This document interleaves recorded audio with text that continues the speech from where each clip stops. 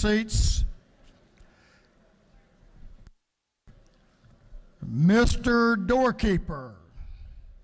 Mr. Speaker, the President Pro Tem, and the members of the Senate await entrance to the House chambers.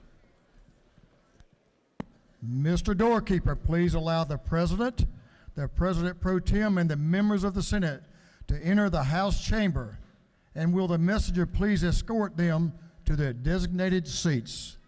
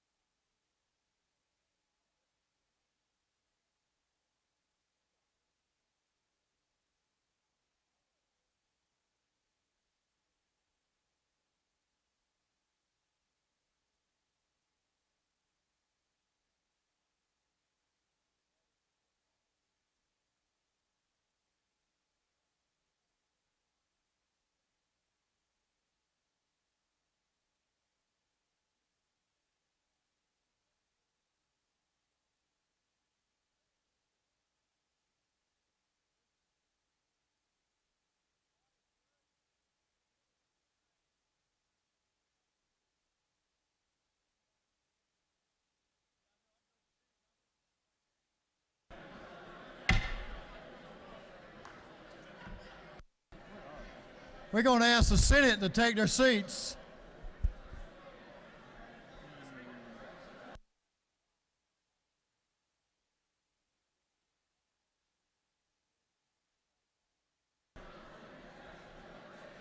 All members of the House and Senate will please take their seats.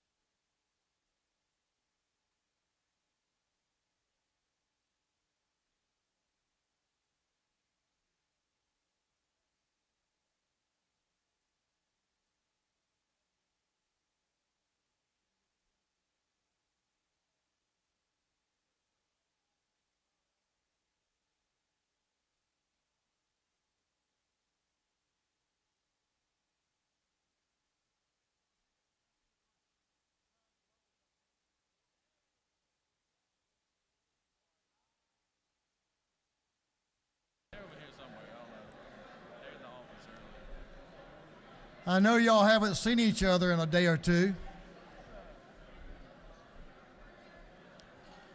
Members, I think y'all are getting ready for the next guest. But if members will take their seats or at least have your attention. Mr. Doorkeeper. Mr. Speaker, the Honorable Michael P. Boggs, Chief Justice of the Supreme Court, the Honorable Nels S.D. Peterson, Presiding Justice of the Supreme Court, the Honorable Amanda H. Mercier, Chief Judge of the Court of Appeals, and the Justices and Judges of the Supreme Court and Court of Appeals, prospectively, await entrance to the House chambers.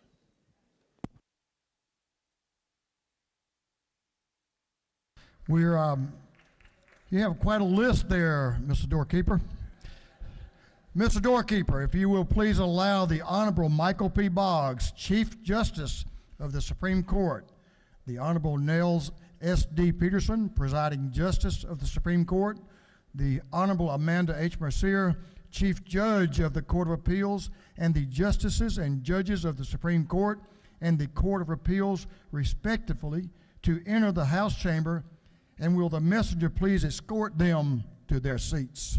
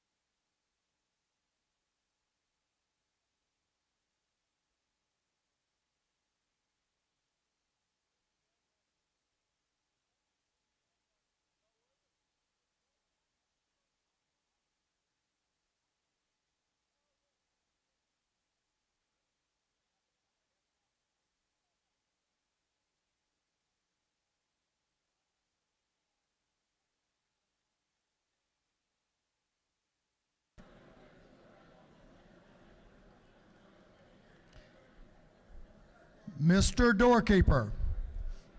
Mr. Speaker, the Honorable Brian P. Kemp, Governor of Georgia, his committee of escorts, and distinguished guests await entrance to the House chambers. Mr. Doorkeeper, please allow the governor, his committee of escort, and distinguished guests access to the House chamber.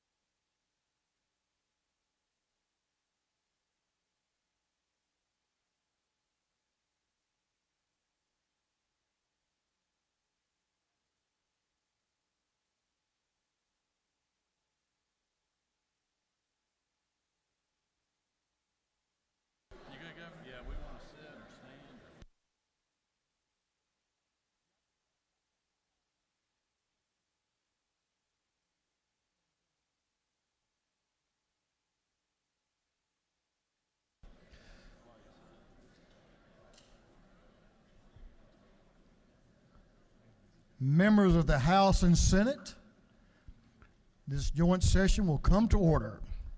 I'll ask everyone to take their seats.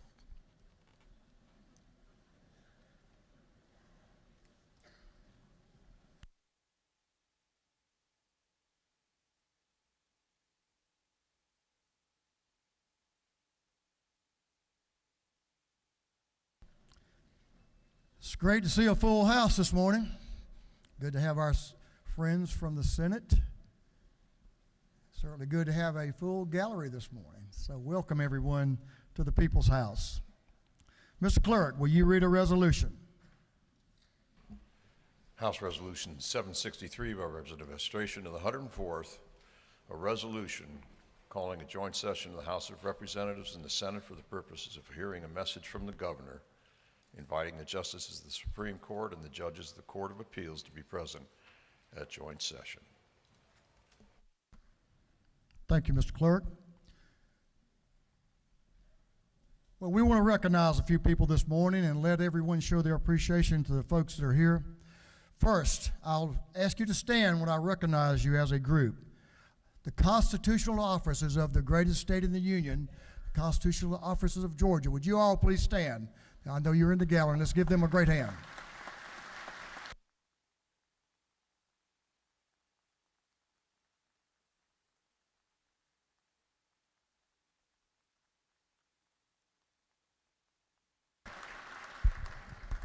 Good-looking group. Members of the Consular Corps, will you please stand so we can show you our appreciation?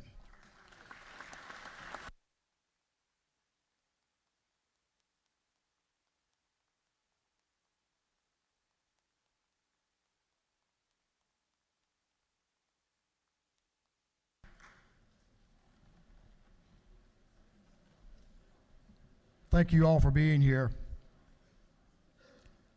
Now, a special person to the people of Georgia, and especially to this House, the Speaker Pro Tem of this House, Jan Jones.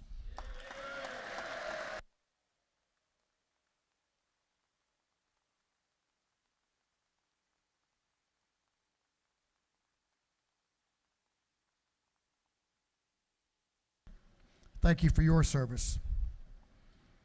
And a gentleman I've known for a few years, but our paths have brought us closer together, and we're working well. We're both pretty strong-willed,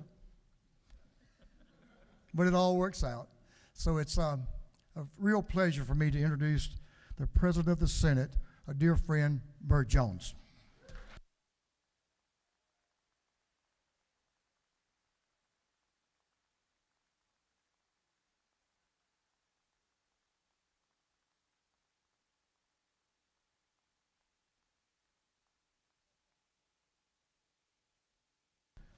Another dear friend, the President Pro Tem of the Senate, John F. Kennedy.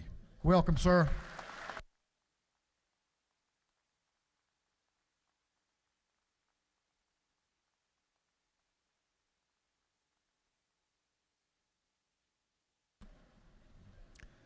Now, a special lady to me, one of the best mothers and grandmothers, and just generally help keep a guy straight. My wife, Dale Burns.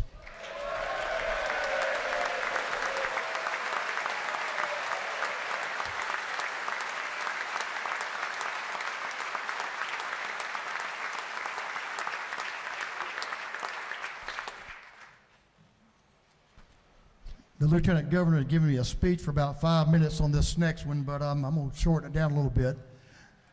Our great First Lady of the Senate, that we appreciate her being here today, Jan Jones. If you will, welcome First Lady of the Senate, Jan Jones.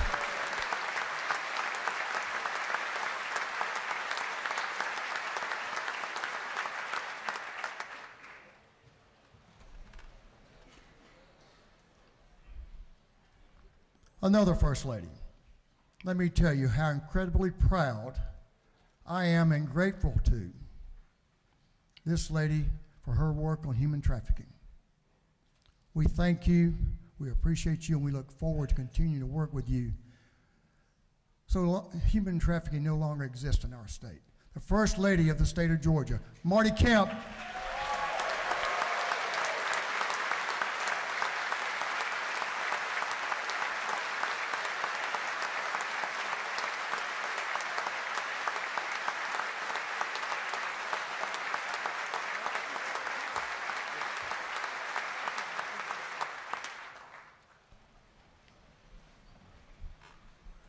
an incredible first family who's stood by their mom and dad and continue to support them every day. So we appreciate these incredible daughters, Lucy Kemp, Amy Porter Kemp, and Jared Kemp. Let's welcome the Kemp ladies. Thank you for your service to Georgia.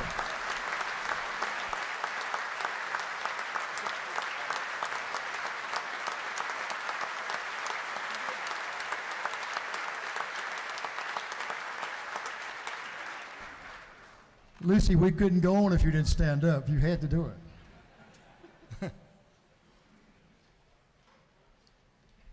A special treat for us as well. She's been here any numbers of times, and we always appreciate her. The mother of the governor of this state of Georgia, Miss Ann Cavendish. Miss Ann, First Mother, thank you for being here.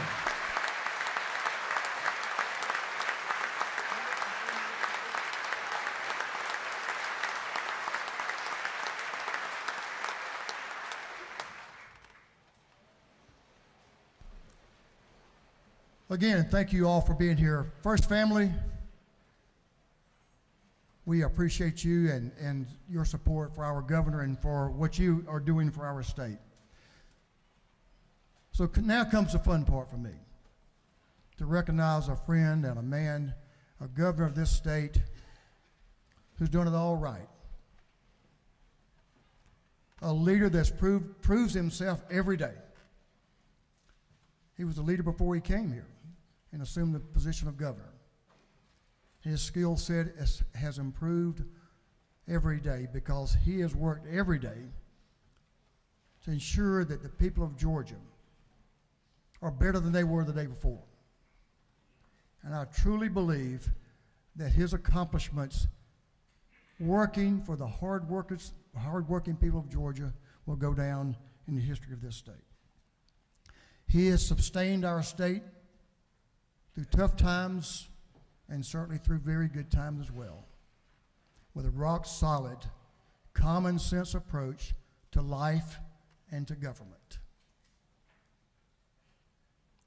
He needs no introduction, obviously, in our state, but I can assure you that his leadership, he needs no introduction in many parts, in any part of this country, and in many parts of the world. It's my great honor and my great pleasure to welcome my friend, the 83rd governor of the state of Georgia, Brian P. Kemp.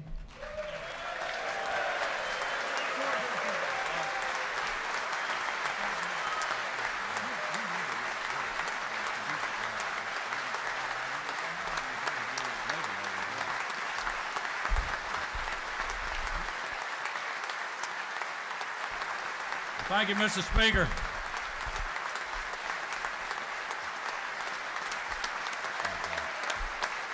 Thank you all very much. Thank you all very much. Thank you, Mr. Speaker, for those kind words. I appreciate the recognition. It's an honor to be here.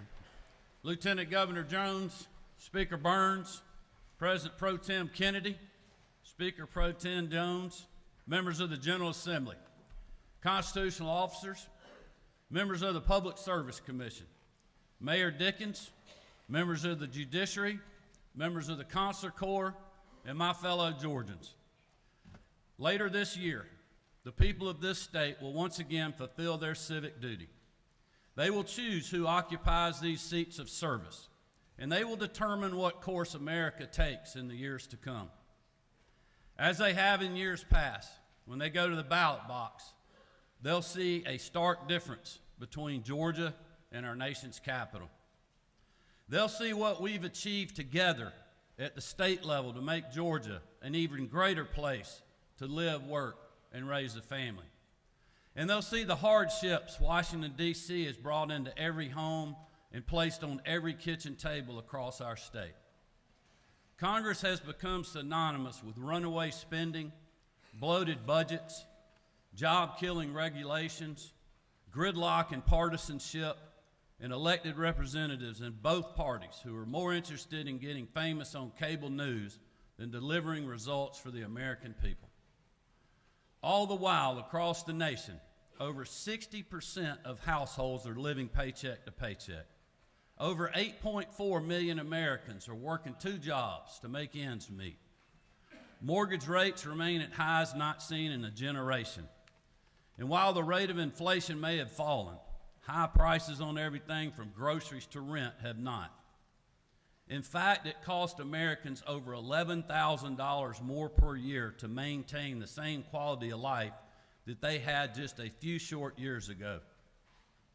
For the hardworking men and women of this country, paying $11,000 more a year is not a choice between the luxuries of life. For too many people, that's a decision between putting food on the table for their family, making their car payment, buying clothes for their kids, or going further into debt. For a recent graduate, it's about whether you can afford to get your own place and pay off your student loans. For a single mom, it's a decision about taking a job, a new job, and a new career that pays better, but it doesn't offer child care. For a family of 4, can they make ends meet when also saving for their kids' college and trying to pay their mortgage? And for our seniors, are they able to stretch a fixed income to meet their basic needs? These are the people that Washington, D.C. has left behind. Because for every challenge our nation faces, the federal response is to spend more, regulate more, tax more, and come up with another government program meant to cure every ill. Instead of empowering hardworking Americans to innovate, create, seek greater prosperity, their answer is simply more government. But the good news is, here in Georgia, we have chosen a different path because we realize that the success of our state does not rely on the actions of government, but the prosperity of our people. Washington, D.C. forgot a long time ago that it's not the brilliance of politicians or the good intentions of a new program that make our nation great. It is the resolve, the ingenuity, and the character of the American people. Those were the hardworking Georgians we heard from on the campaign trail. As a family, we heard their stories, their struggles, and their hopes for a brighter future. And as you all know, that was truly a family affair. And I want to thank Marty, Jarrett, Lucy, and Amy Porter for being there every step of the way. Thank you all.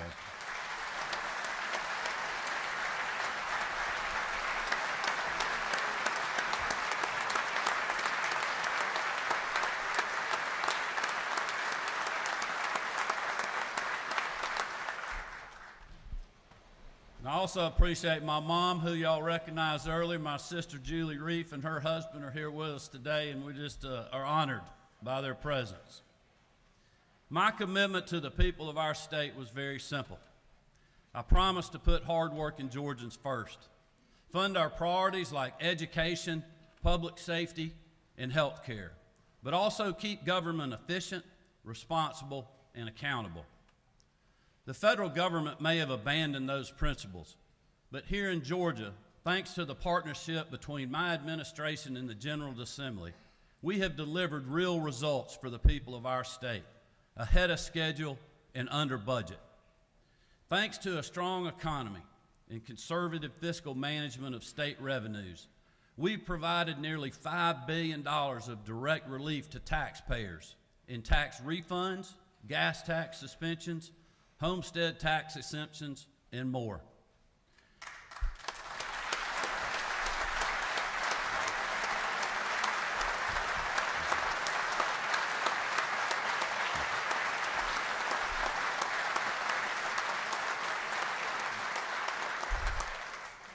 You all were a big part of that. Despite unprecedented challenges, we have maintained a AAA bond rating, while celebrating the creation of more than 171,000 new jobs and roughly $74.5 billion of investment in every corner of the Peach State over the last 5 years. And unlike a lot of blue states, these are private sector jobs, not grow in the ranks of government, and we are not done yet. Last month, I joined Lieutenant Governor Jones, Speaker Burns, and others to announce a plan to speed up implementation of the largest state tax cut in history, With your support, I look forward to signing legislation that decreases our state income tax to 5.39% starting this year.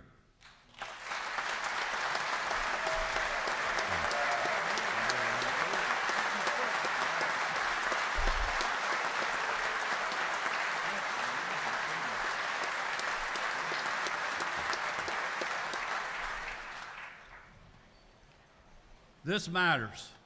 It matters because it represents savings of $3 billion for Georgia taxpayers over the next 10 years. Mr. Speaker, Lieutenant Governor, while President Biden hires tens of thousands of new IRS agents, my vote is we just keep cutting taxes here in Georgia.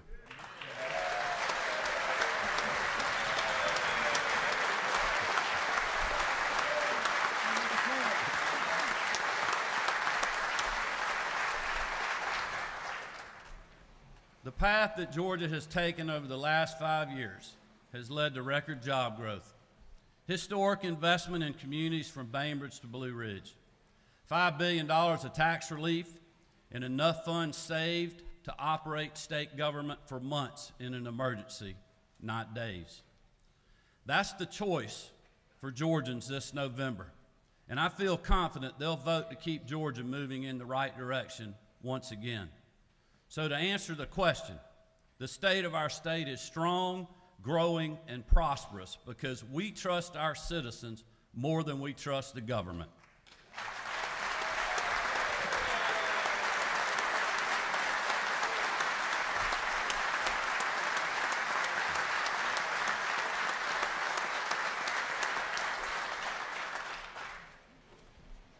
Georgia is succeeding because we have charted our own path, rejected the failed policies of Washington, D.C., and worked together to put our citizens first. But I believe the worst thing we could do is call it a day and coast through what is certain to be another contentious election year. We have accomplished so much over the last 5 years, despite unprecedented times and challenges, because we haven't gotten distracted from doing the job that we were sent here to do. Like I mentioned 4 years ago in my second State of the State address, we stayed true to the example of Nehemiah, committed to our great work, and now we are seeing the results. It's no secret that Georgia is growing and is a top state for business for a record 10 years in a row. New jobs are headed our way almost on a daily basis. Existing businesses are looking to expand, and companies from all over the world look to the Peach State to locate their next headquarters. But with growth comes the need for more trained workers to fill these good-paying jobs in a rapidly changing labor environment. That's why I was proud to unveil the Georgia Match program at last year's Workforce Summit, the largest direct college admissions program in the nation. Georgia Match is already doing an incredible job linking the upcoming generation with the schools that meet their needs. As of today, over 10,000 students have already met their match. And we'll keep working to reach every high school senior in Georgia so that they know there is a higher education path open to them right here in the Peach State, no matter their circumstances.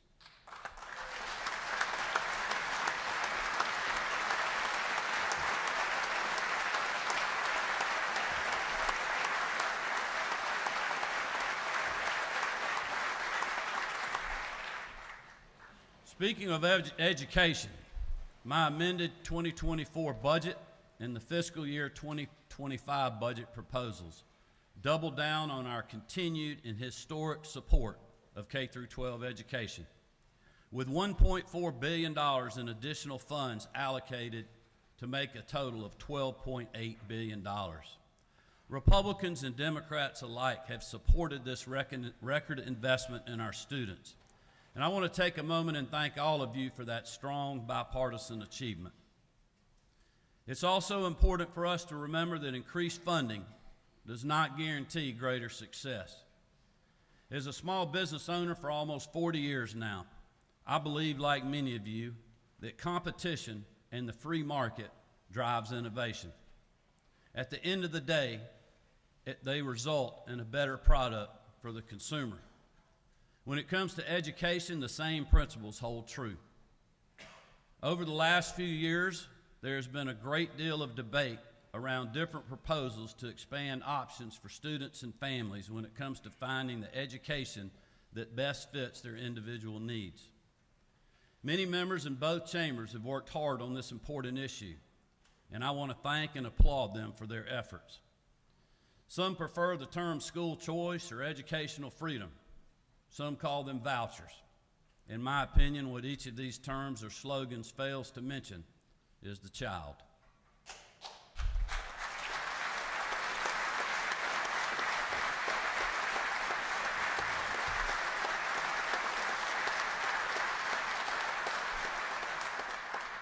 At the end of the day, our first and foremost consideration should be the future of that student. Our job is not to decide for every family, but to support them in making the best choice for their child. This week, as we begin the second year of another biennial of the General Assembly, I believe that we have run out of next year's.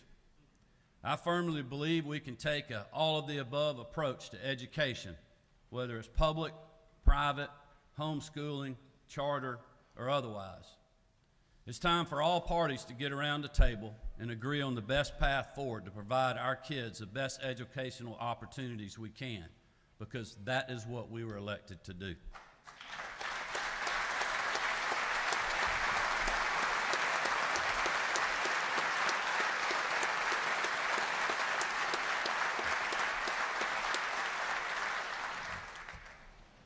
To that end, my office and I look forward to working with the members and the leadership of both chambers to get a bill passed and signed into law this session.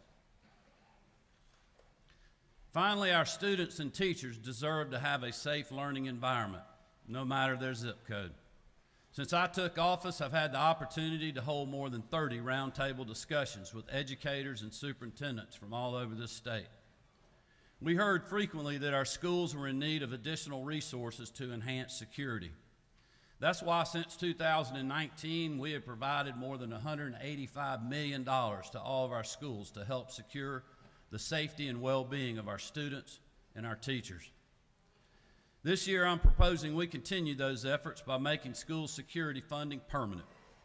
In my budget proposal, I've included a request for $104 million that will go directly to school districts for school safety enhancements.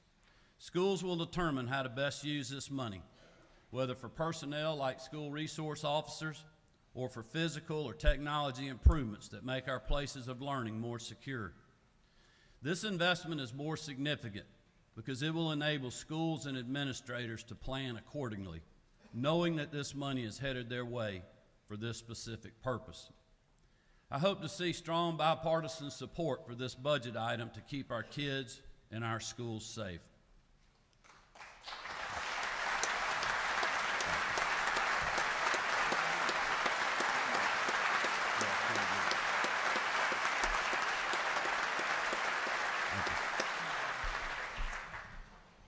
Since being sworn in as your 83rd governor, the top priority of my administration has been ensuring the safety and security of our communities.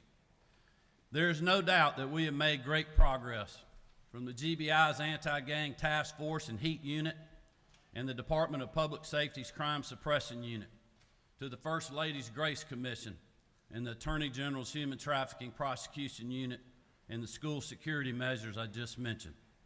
We have not wavered in our commitment to strengthening public safety. But the state cannot do it alone. Thankfully, over the last 2 years, we have had strong partners at the local level who have worked alongside state law enforcement to make our capital city safer. Two of these gentlemen are here with us today, and I want to take a moment and thank Mayor Dickens and Chief Sherbaum for their partnership. We appreciate you all.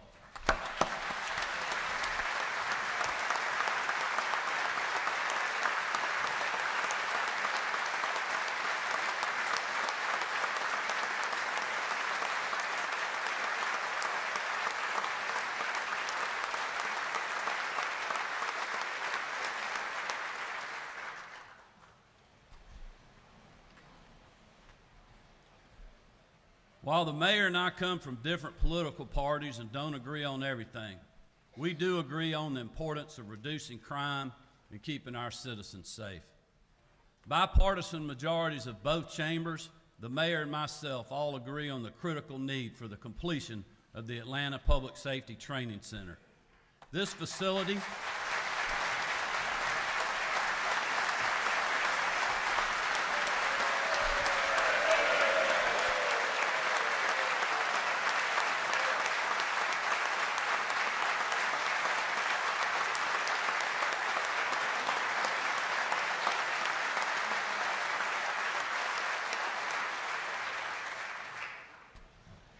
This facility will provide our law enforcement officers, firefighters, and additional first responders the critical tools and knowledge, as well as the skills needed to keep themselves and our community safe. One of our brave public safety officers is here with us this morning.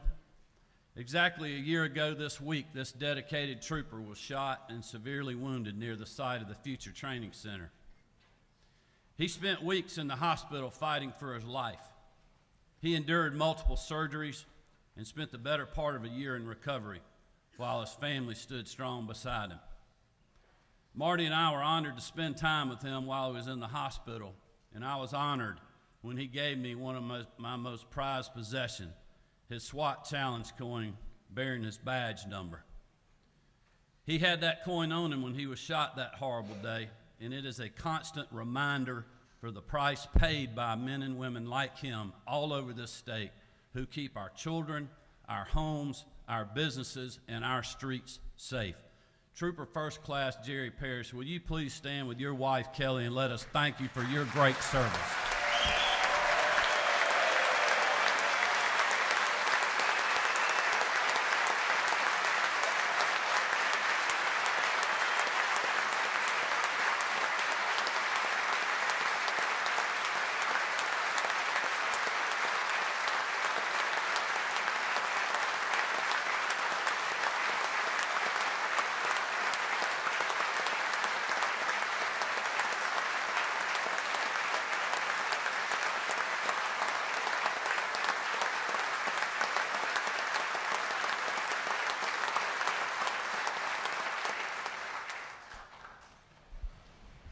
Thank you to the entire Parrish family for your service, your bravery, and the sacrifices you've made over the past year for us.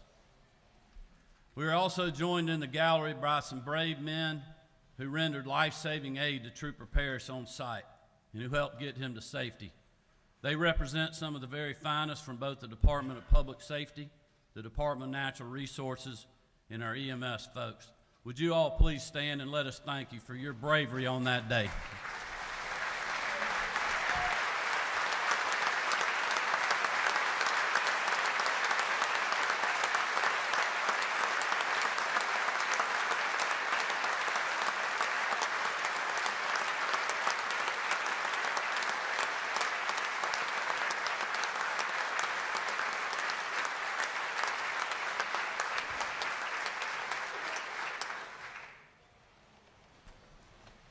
We are so grateful for you all.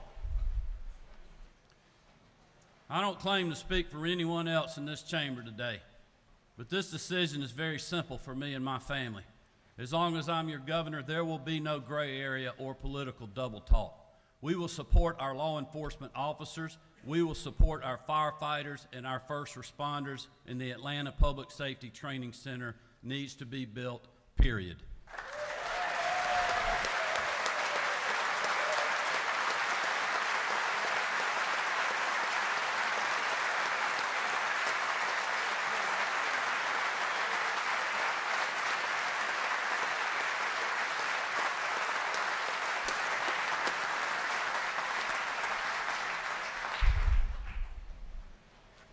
Article 1, Section 1, Paragraph 2 of the Georgia Constitution states, "Protection to person and property is the paramount duty of government and shall be impartial and complete.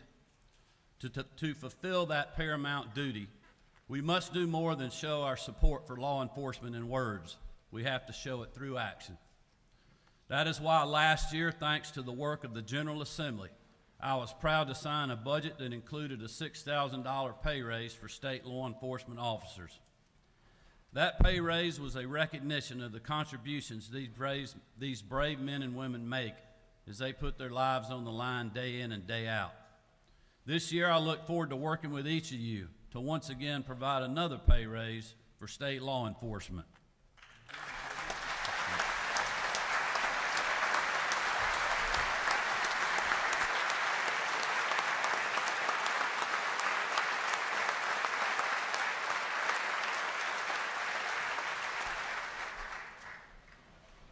Within my budget proposal are pay increases of an additional $3,000 for state patrol officers like Trooper Parrish, as well as our correctional officers and other state law enforcement agencies.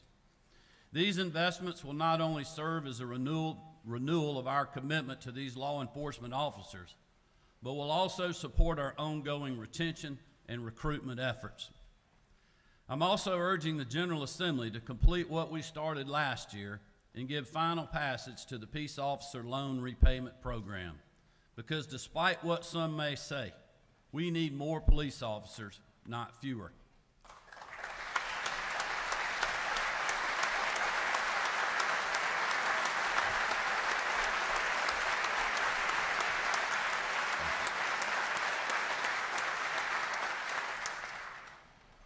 This year, we'll also be continuing our efforts to combat human trafficking in our state, thanks to the leadership of the greatest First Lady in the country, Brian Kemp.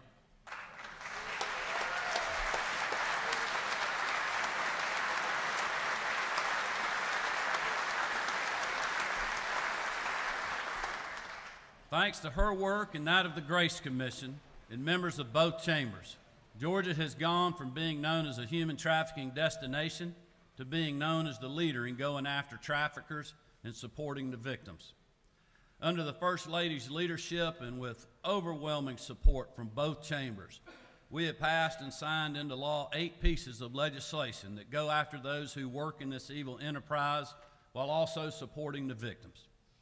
Our efforts have enabled the GBI's HEAT unit to investigate 369 cases of human trafficking since its creation, and for Attorney General Carr's Human Trafficking Prosecution Unit to secure 32 convictions while assisting rescue of over 129 victims since it launched. But we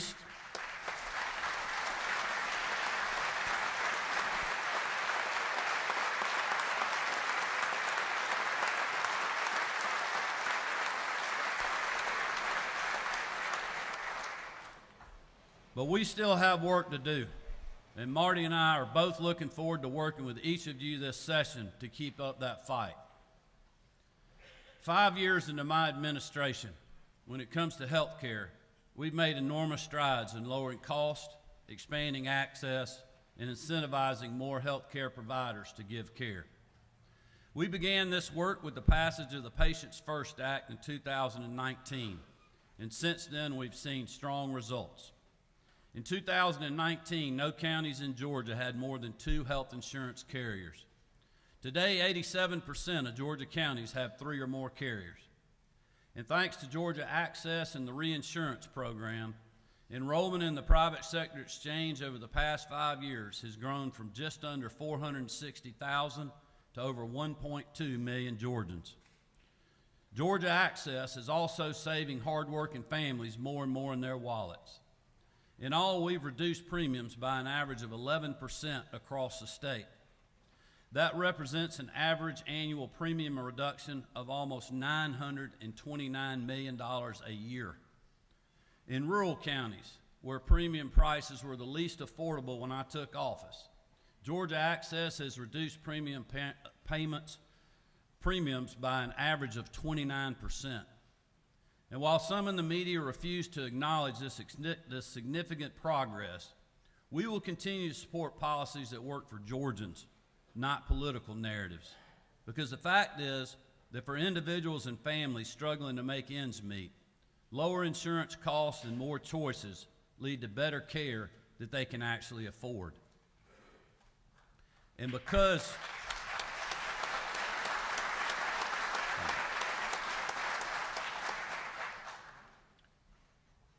we've made those sound policy choices and budgeted conservatively, prioritized innovation and efficiency, we're now able to make other important investments in the health and well-being of hardworking Georgians. That includes our efforts in mental health. 2 years ago, as you know, I was proud to sign into law the Mental Health Parity Act, a fitting capstone to the late Speaker David Ralston's years of service in this chamber, and one that leaves a lasting legacy. One of the most visible examples of that legacy was the 988 Crisis Hotline campaign conducted by the Department of Behavioral Health and Developmental Disabilities last year. Thanks to Commissioner Kevin Tanner and his team, more Georgians than ever before are accessing services that help them when they need to turn their lives around for better. To enhance this program further, my budget proposal calls for an increase of $205 million for DBHDD and other entities that address mental health. This new funding will enable DBHDD to expand services for those struggling with mental illness. It will increase the number of crisis beds throughout the state. It will further crisis intervention resources in all communities and improve the quality of mental health services overall. Once passed, we will be spending $1.6 billion on mental health, more than ever before.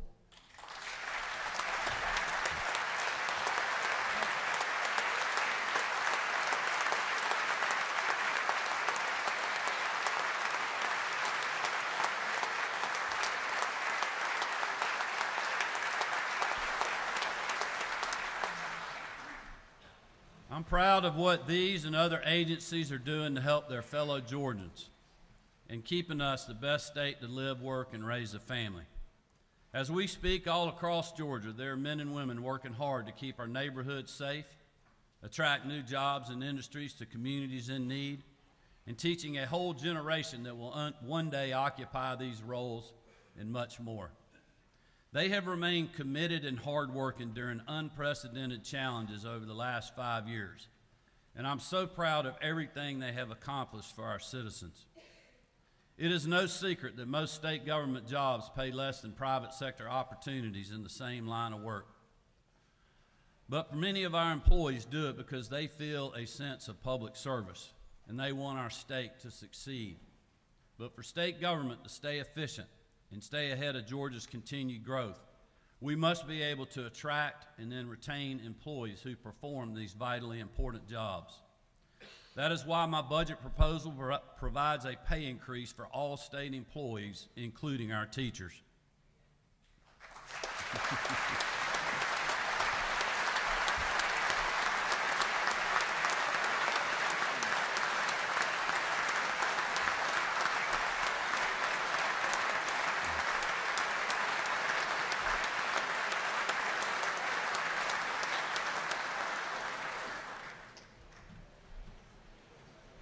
This will build on the historic raises we've provided for educators over recent years and will increase every state worker's pay by 4%. My proposal also rewards those who gave decades of their lives and careers to serving others by allocating $500 million to shore up our state retiree fund, ensuring our state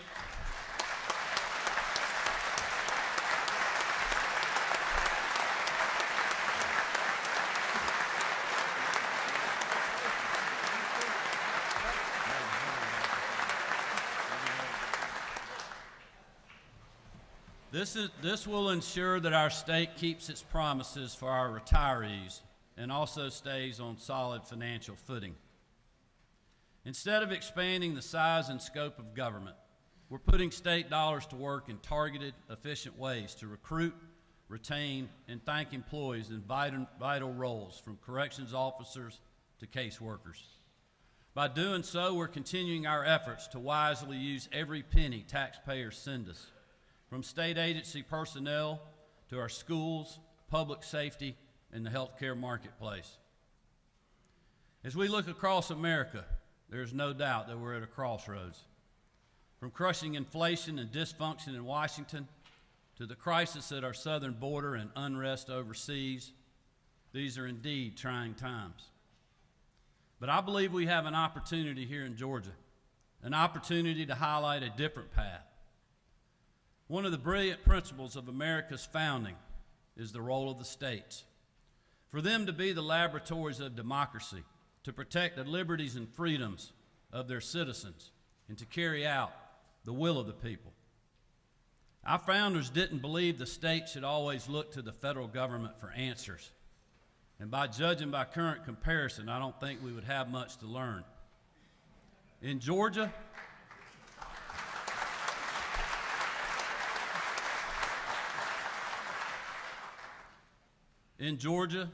we balance our budget and spend less than we take in. We cut taxes instead of raising them. We return money back to the taxpayers rather than justifying new government programs. We back the blue and crack down on violent crime and gangs and put the safety of our communities ahead of partisan political agendas.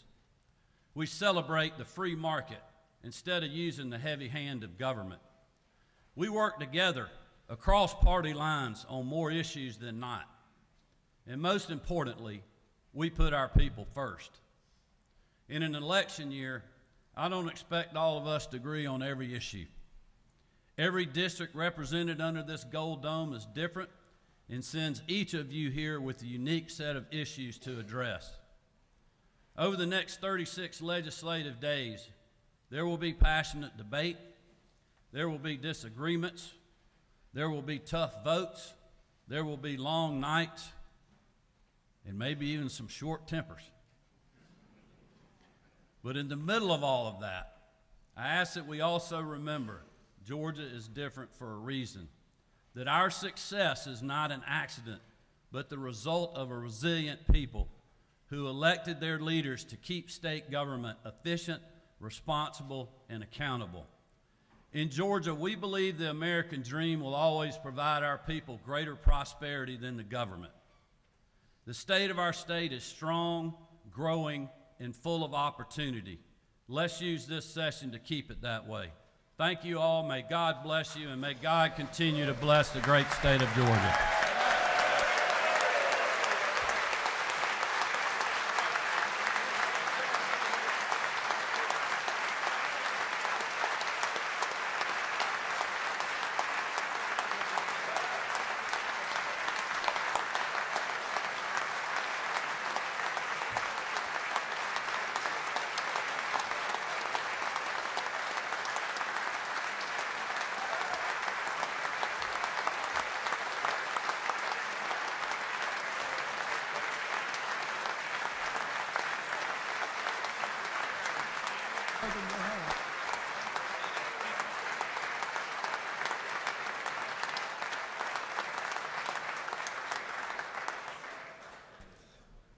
Thank you, Governor Kemp. I expected no less. That was awesome. Thank you for those words.